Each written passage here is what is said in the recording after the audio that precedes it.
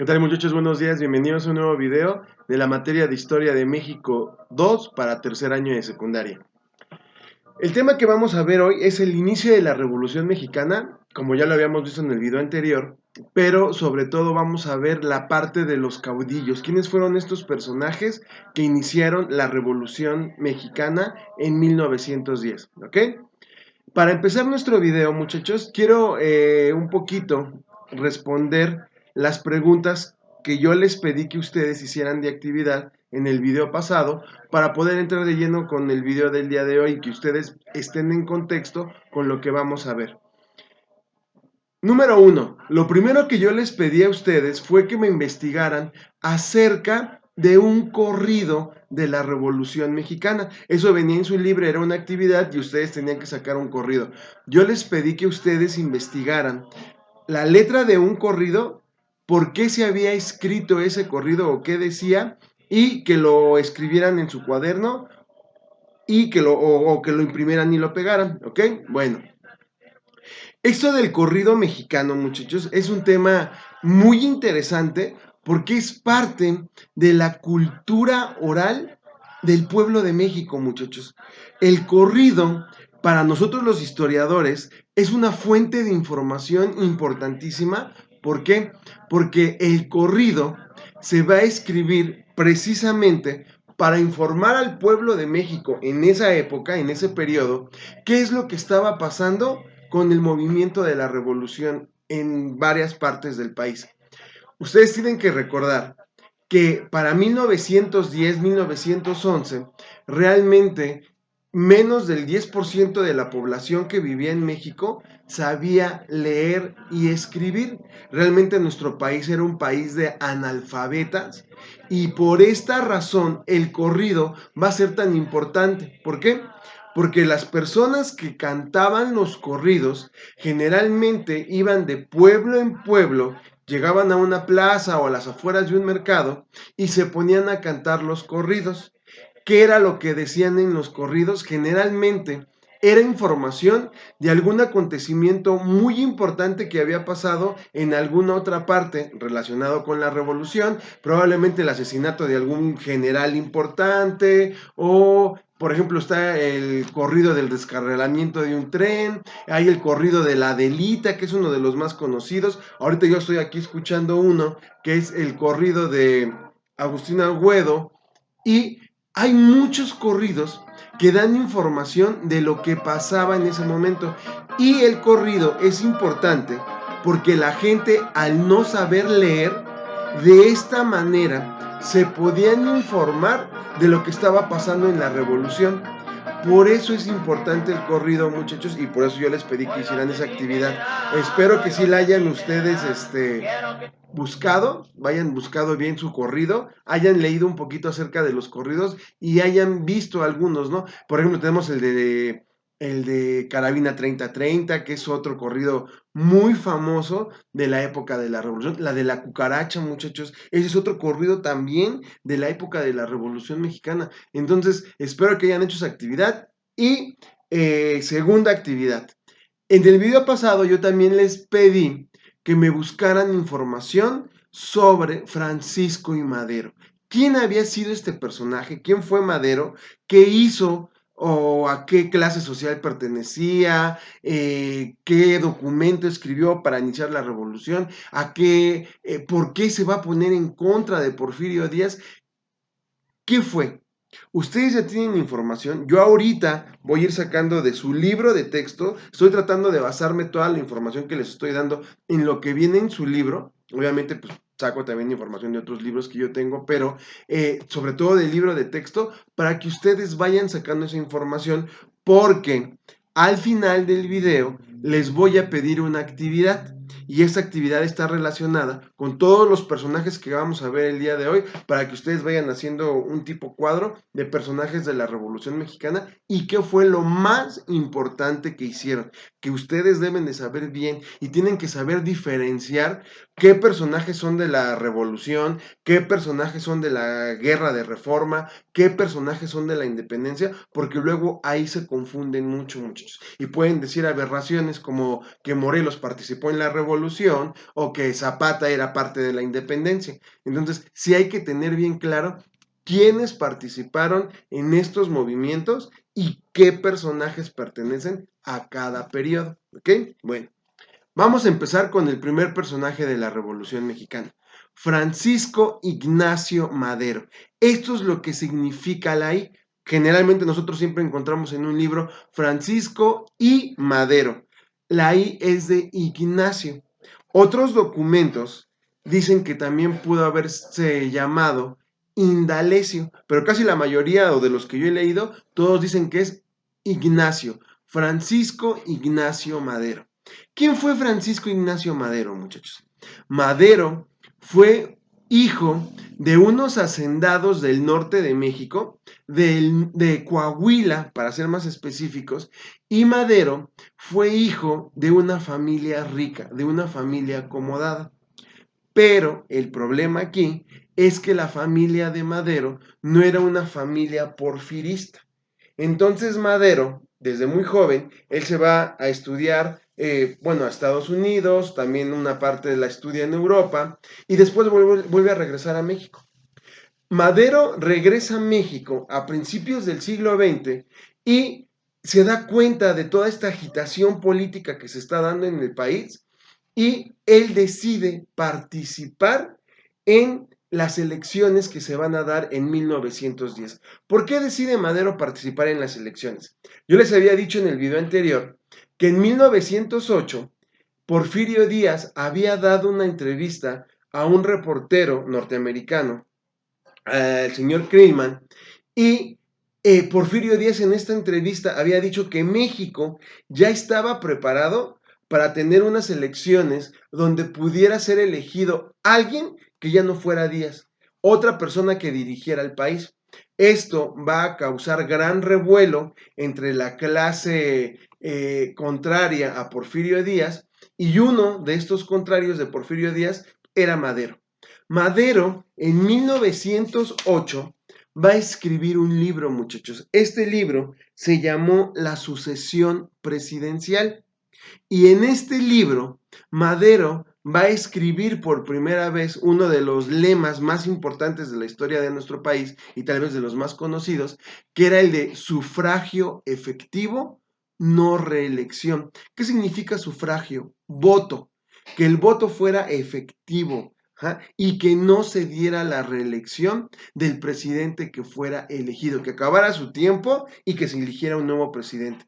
Esta frase, muchachos, obviamente es importantísimo, ustedes la han de haber escuchado en algún momento, pero tristemente pues no va a ser llevada a cabo así tan rigurosamente por lo que vamos a ver a continuación. Entonces vean, en 1908 Madero escribe el libro de la sucesión presidencial.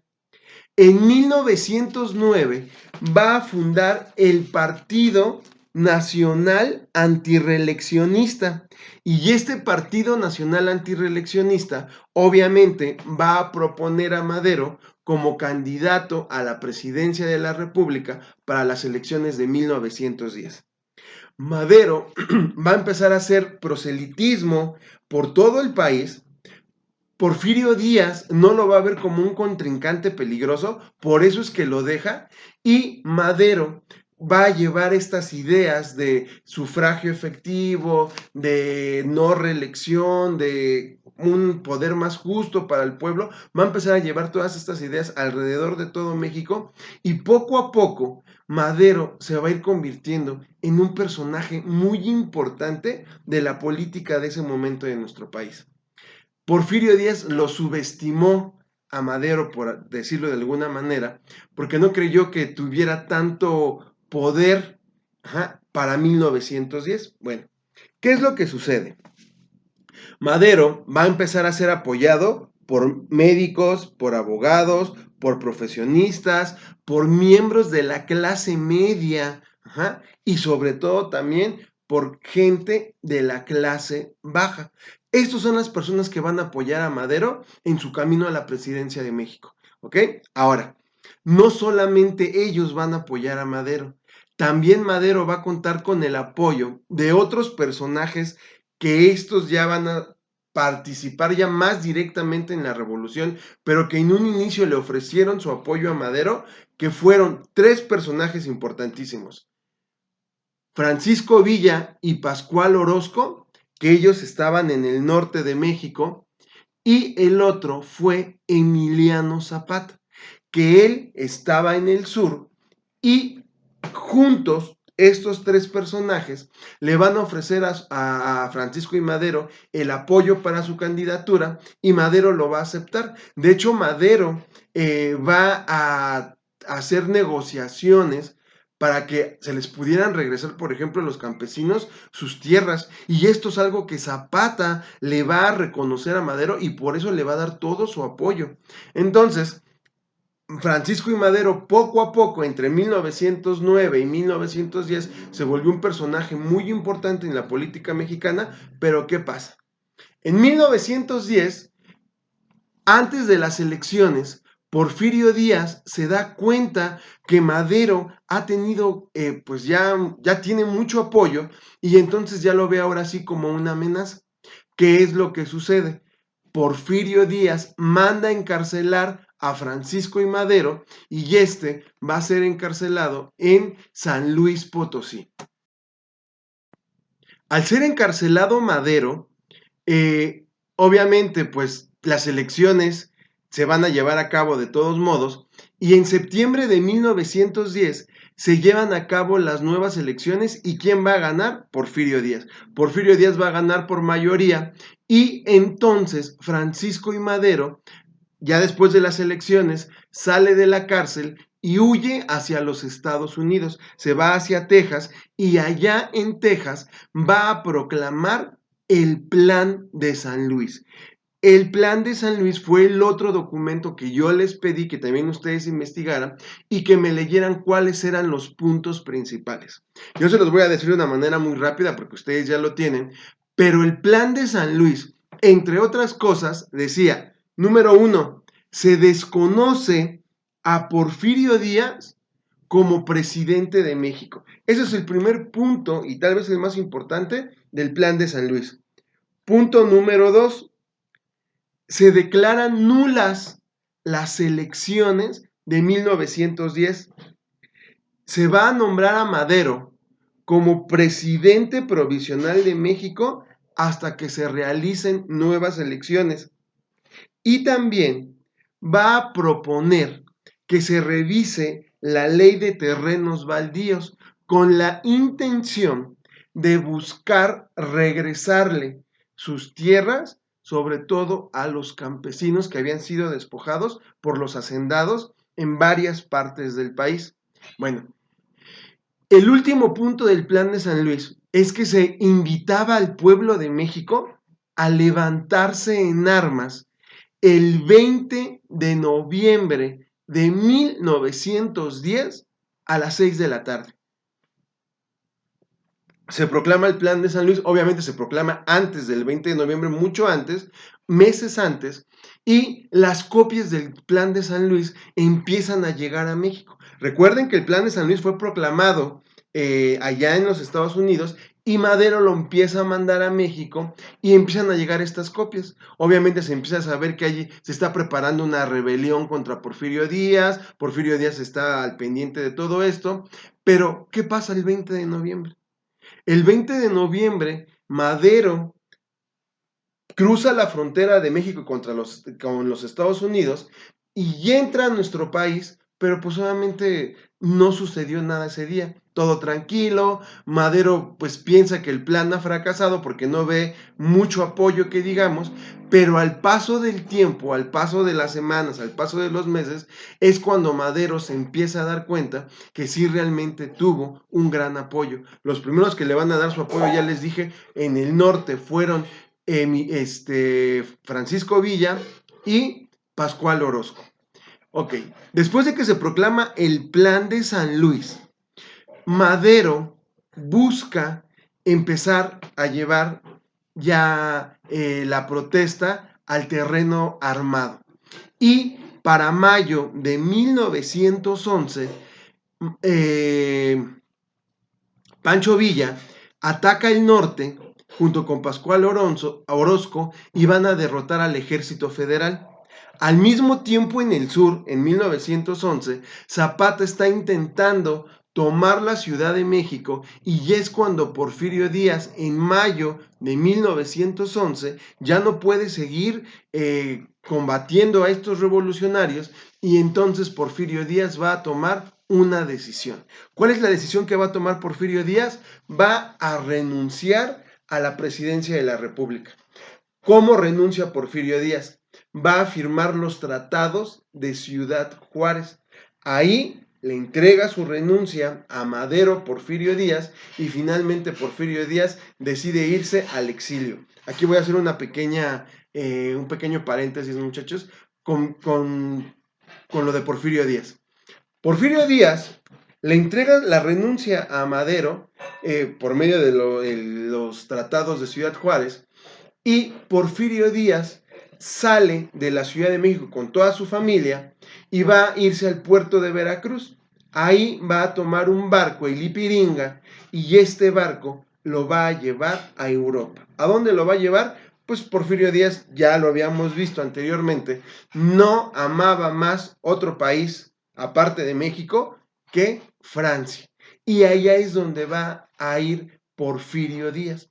Porfirio Díaz va a llegar a Francia en 1811 y se va a establecer ahí en Francia y para 1815, después de 4 años que lleva viviendo ahí Porfirio Díaz, Porfirio va a morir en la ciudad de París. Porfirio Díaz se entera, obviamente ya estando en Francia, pues de la revolución, de todos los conflictos armados, incluso se va a enterar de la muerte de Madero en 1913, pero Porfirio Díaz nunca vuelve a regresar a México, muchachos. Se va en 1911 y para 1915 muere, pero nunca vuelve a regresar a México y de hecho hoy en día todavía los restos de Porfirio Díaz se siguen encontrando allá enterrados en la ciudad de París, ¿ok? Bueno, entonces regresamos.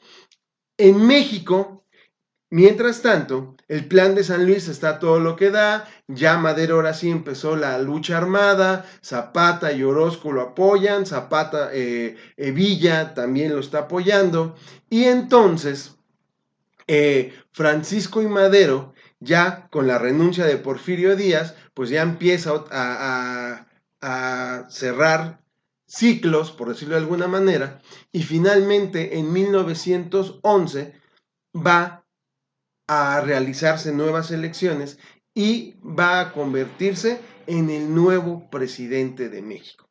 En 1911, Francisco I. Madero se va a convertir en el presidente de nuestro país y va a ser apoyado por su vicepresidente José María Pino Suárez.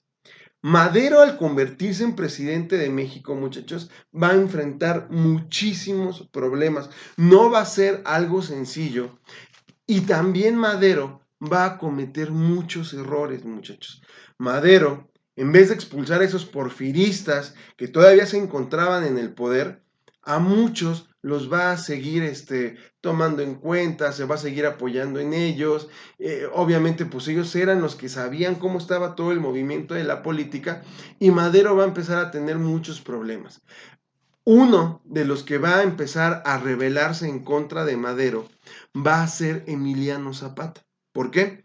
Porque yo ya se los había comentado hace un momento. En el plan de San Luis, Madero lo había escrito, buscaba de alguna manera regresarle las tierras a los campesinos. Entonces, cuando Madero se convierte en presidente de México, Zapata le empieza a decir a Madero, oye, ¿y para cuándo las tierras? Oye, ¿y cuándo nos van a regresar las tierras?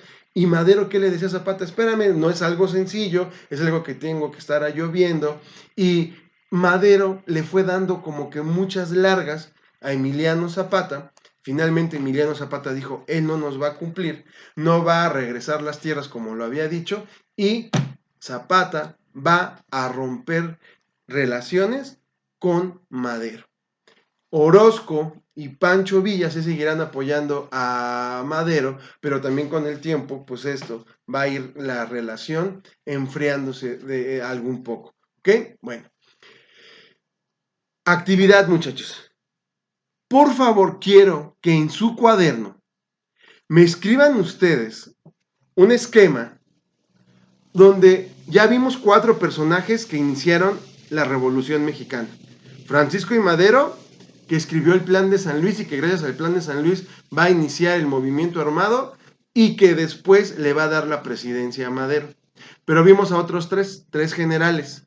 Pascual Orozco, Francisco Villa o Pancho Villa y Emiliano Zapata.